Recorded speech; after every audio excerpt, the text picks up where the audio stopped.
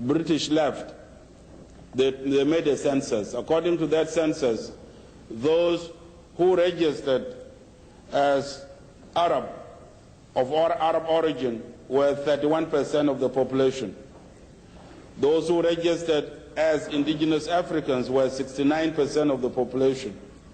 And the argument of the hypothetical model is that if people of Arab origin in the Sudan can define Sudan as an Arab state, and they are 31% by that census, there is no reason why the indigenous Africans, who are 69%, cannot also define Sudan as an African state.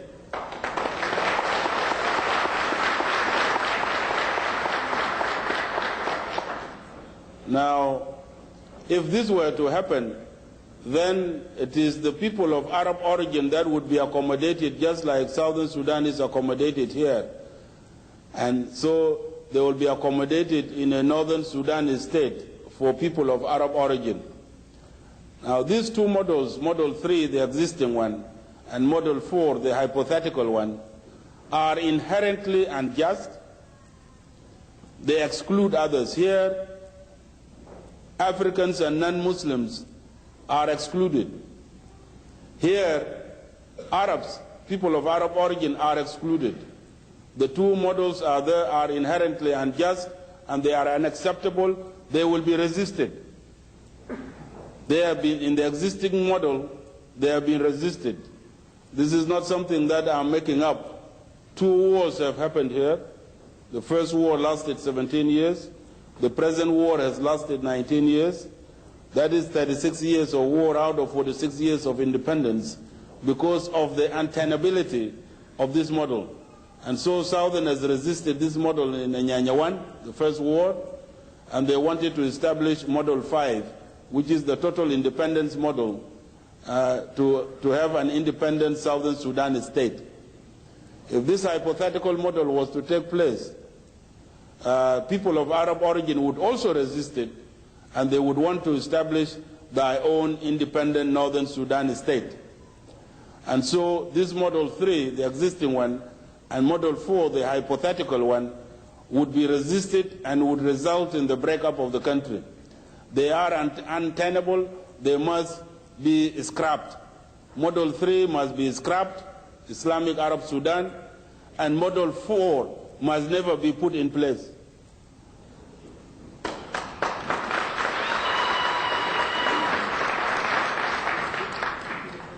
Back in 1983, we sat down as a movement, we discussed the objectives of the struggle, and we resolved that we would fight for a transformed democratic new Sudan, that we would fight for a new Sudan that belongs to all its people, whether they are of Arab origin or of African origin, whether they are Christians or whether they are Muslims.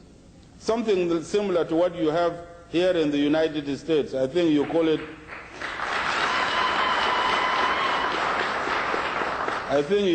the melting pot.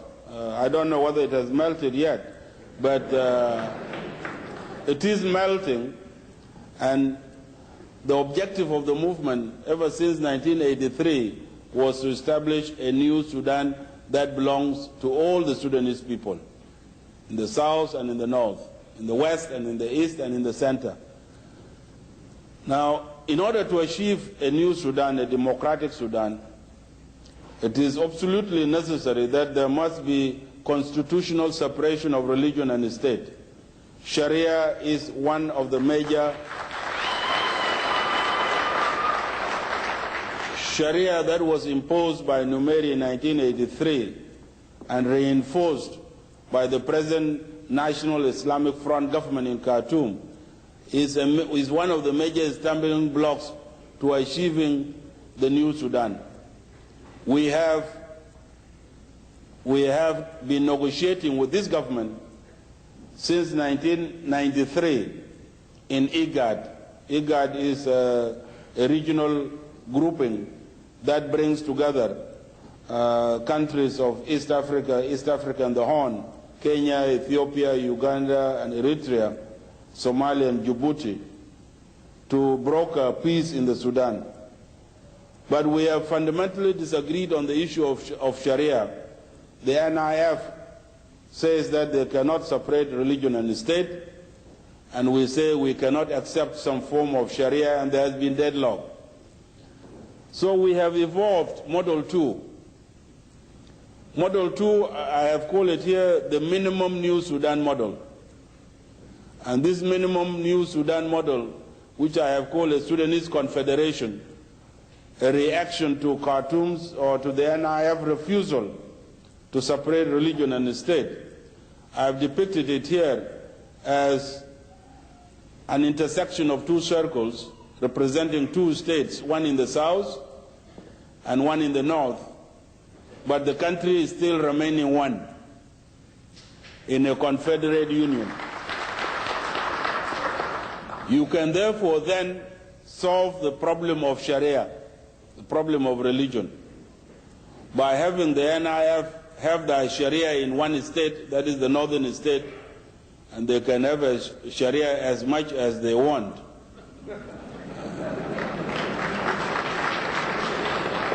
Or as much as the people of the northern Sudan will allow them to.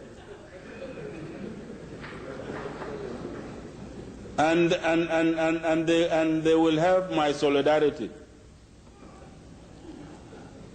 In the southern state, you will have a different constitution in which religion and state will be constitutionally separated. You will have a democratic state. But then we will have an area of interaction, an area of intersection, that is this shaded area. So this is a form of unity. This is a form of unity. It is a confederate union.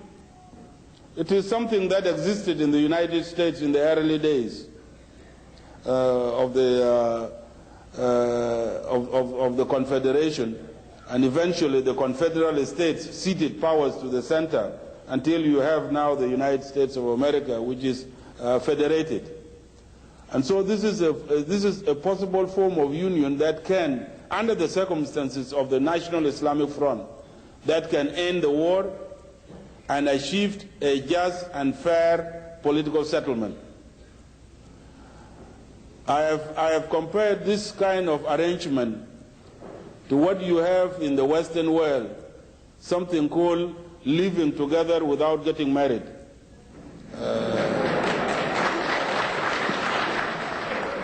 And so here, we don't propose marriage, but we propose living together.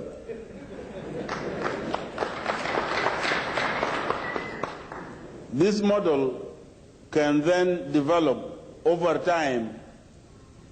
It can be developed to Model 1 by the expansion of the shaded area to full circle. That's why I call it a minimum Sudan, as whatever we can agree on during an interim period. At the end of the interim period, at the beginning of the interim period, this will be the form of governance. It is one of the difficulties we have in IGAD, is the form of governance during the interim period. So we propose, in negotiations with the NIF, we propose this model to be the solution to the problem of war in the Sudan. At the end of the interim period, people will then vote. A referendum will be conducted on self-determination to choose between two things. A, whether to continue with this confederate union and develop it to Model 1, or B, whether to proceed to Model 5 and have two separate and independent states. That will be the issue of the referendum. And so here I have depicted, in my view, Professor Van or whoever invented Venn diagrams must be happy with me, because I put to good use his Venn diagrams. I'm happy with him also for inventing Venn diagrams, because they depict the problem of the Sudan, and in a very succinct way on one page. And also we present possible solutions.